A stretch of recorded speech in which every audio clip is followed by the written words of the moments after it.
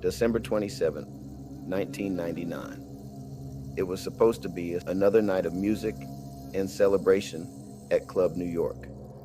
The popular Manhattan night spot was buzzing with energy.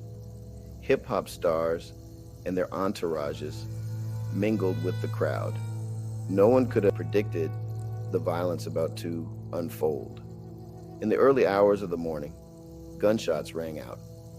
Panic swept through the club. People screamed and ran for cover. 3 innocent bystanders were hit by stray bullets. The music stopped.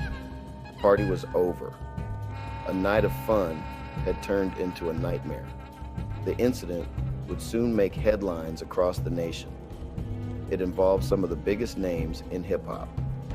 Sean Puffy Combs, now known as Diddy, was there. So was his protege, Jamal Shine Barrow. The shooting would change their lives forever.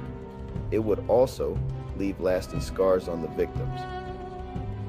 This wasn't just another case of nightclub violence. It was a pivotal moment in hip-hop history.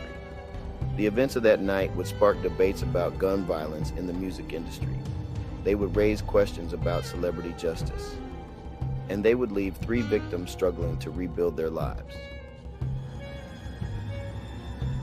The trouble began with an argument. Matthew Scar Allen confronted Sean Puffy Combs at the bar. Witnesses say Allen was upset about something. He allegedly threw money in Combs' face. Words were exchanged. The situation quickly escalated. Combs was there with his then girlfriend Jennifer Lopez. His entourage included bodyguards and other associates. Among them was Jamal Shine Barrow, a young rapper Combs had recently signed. The group tried to leave the club as tensions rose, but Allen wasn't done. He followed Combs and his group. More words were exchanged. The argument became heated. Witnesses reported pushing and shoving. The crowded club watched as the confrontation unfolded. Then, suddenly shots were fired. It's still debated who pulled the trigger first. Some say Allen or his associates started shooting. Others claim it was someone in Combs' group. In the chaos that followed, 3 bystanders were hit. The glamorous night out had turned into a crime scene. 3 innocent people paid the price for the violence that night. Julius Jones and Robert Thompson were both wounded, but it was Natanya Rubin who suffered the most severe injuries. A bullet struck her in the face. It would change her life forever. Rubin was 29 at the time. She was a mother of 2 young children. The bullet shattered her jaw and lodged near her spine. She underwent multiple surgeries. The physical and emotional trauma was immense. Her recovery would be long and painful.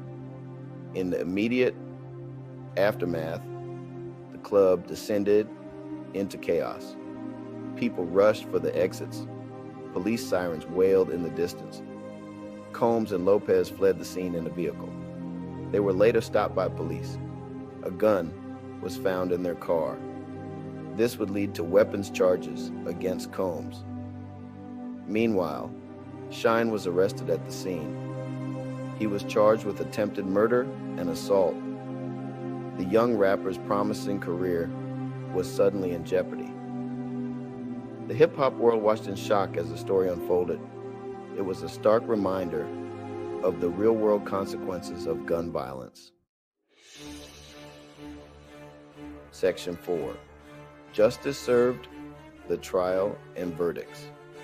The trial began in early 2001.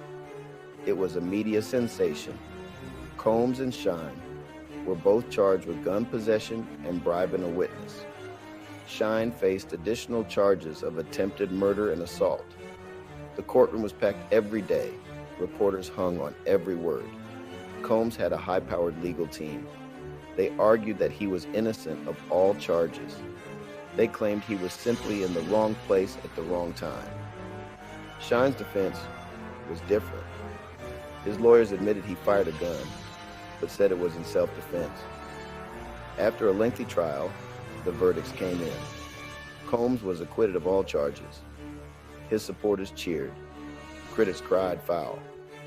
Many felt his celebrity status and wealth had influenced the outcome.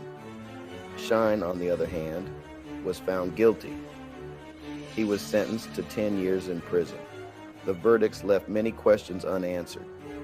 Who really fired first? Was justice truly served? The victims, especially Natanya Rubin, felt let down by the system. They believed someone should be held accountable for their suffering. The case highlighted the complexities of celebrity trials and the challenges of finding truth in chaos.